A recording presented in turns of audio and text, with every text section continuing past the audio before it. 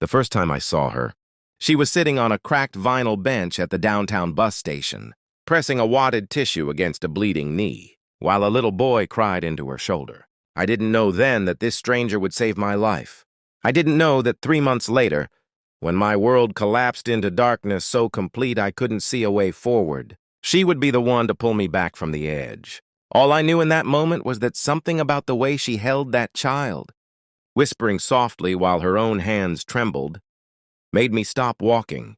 The November rain hammered against the station's grimy windows, and everyone else rushed past with newspapers over their heads, briefcases clutched tight, eyes fixed on destinations that mattered more than the scene unfolding on that bench. But I stopped. Maybe it was the exhaustion in her face, or the fact that her jacket was too thin for the weather, or the way she was trying so hard to comfort someone else when she clearly needed comfort herself. "Can I help?" The words left my mouth before I could think better of them. She looked up, and I saw her eyes were the color of amber in sunlight, warm despite everything. "His mom?" she said quietly, nodding toward the parking lot. She ran to move the car closer. "He fell on the pavement."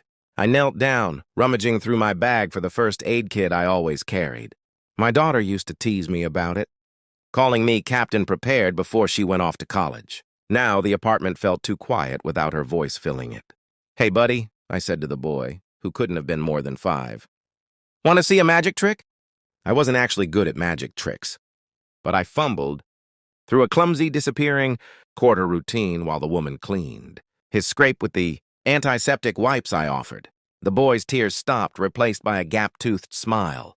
His mother rushed back in, breathless and grateful, and then they were gone, leaving just the two of us in that flickering fluorescent light.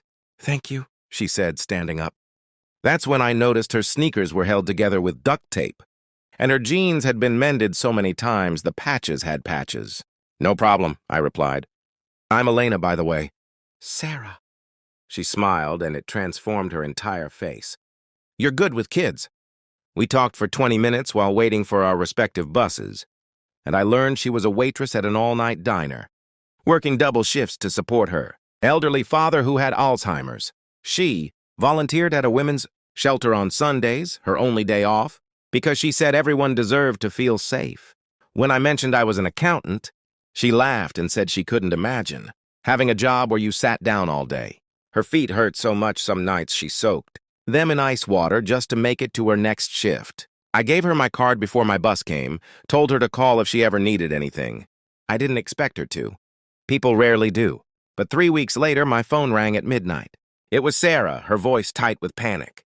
The shelter where she volunteered was about to lose its funding, would close by Christmas. 15 women and their children would have nowhere to go. She'd been calling everyone she knew, trying to find help, resources, anything. She didn't expect miracles from me, she said. She just needed to do something, even if it was just telling someone who might care. I cared. Maybe it was hearing that desperation in her voice, or remembering how she'd tended to that crying child when she had nothing herself. I started making calls the next morning. I reached out to clients, friends, acquaintances, anyone who might be able to help. I organized a fundraiser, wrote grants, pestered local businesses for donations.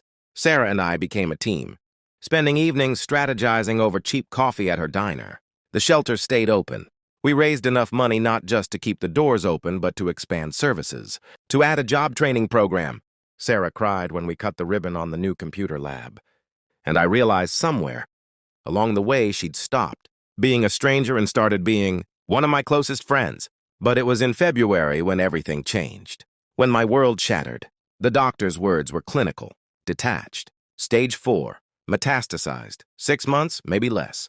My daughter flew home from college, her face pale and drawn, and I tried to be strong for her, but at night, alone, I couldn't breathe past the terror. I stopped going to work, stopped answering calls. I sat in my apartment and watched the city move below my window. All those people rushing toward futures I would never see. My daughter would graduate without me there. She'd get married, have children, grow old, and I would miss it all.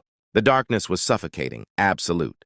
On a Tuesday morning in March, I stood on my balcony 15 floors up and looked down at the street below. The wind was cold against my face, and I thought about how easy it would be to step over the railing, To just let go of the pain and the fear and the unbearable weight of dying slowly. My hands gripped the metal, knuckles white. My phone rang. I almost didn't answer. But something made me step back inside, made me pick it up. Elena? Sarah's voice was bright, cheerful. I'm downstairs, buzz me up. I brought donuts. I tried to tell her to go away, that I wasn't good company, but she just laughed. Too bad. I'm already here, and these donuts are getting cold. When I opened the door, she took one look at my face, and the forced smile disappeared. She set the donuts on the counter, took my hand, and led me to the couch. And then she just held me while I cried. She didn't offer platitudes or false hope. She didn't tell me it would be okay. She just stayed. How did you know? I finally asked. You stopped answering texts. That's not like you.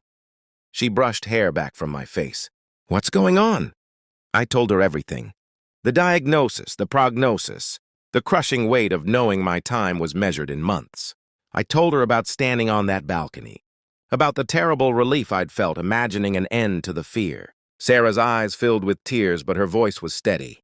I lost my mom to cancer when I was 12, she said quietly. And I need you to hear me when I tell you this. Every single day she had was precious. Every breakfast, every sunset, every terrible joke, every moment, even the hard ones. Especially the hard ones, because that's when we held each other tightest.